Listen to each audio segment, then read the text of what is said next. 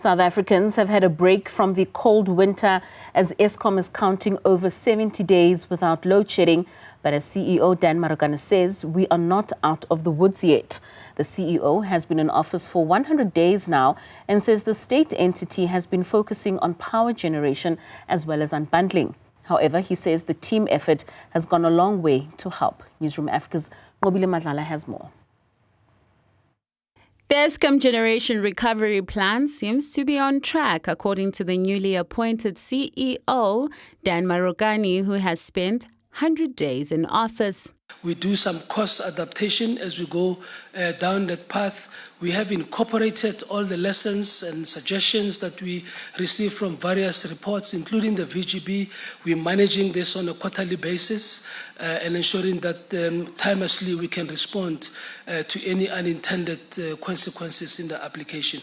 We have to take initiatives in terms of closing down on fraud and corruption. Marokane says Eskom is adapting. It will embark and accelerate opportunities within gas to power, hydro, and as you know, we remain a critical component of the government's efforts of a new nuclear build. In that regard, as an operator, with our technical capabilities, we are a critical component of making that option realizable.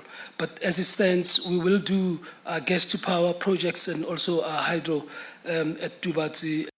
Eskom is looking at more accountability roles to deal with the unbundling. We have created the role of group corporate services that will be focused in the next 2 to 3 years on optimizing this provision of services to the unbundled entities and driving efficiencies at the center in the holding entity that will remain. Marokane's return to Eskom comes after the state capture inquiry found that his previous suspension at Eskom was due to those involved in state capture looking to force him out.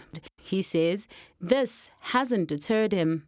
As a leader, you need to understand the role that you play. When I was here before, I was a group executive. I'm now back as a chief executive of the business. I lead all my people, all of them.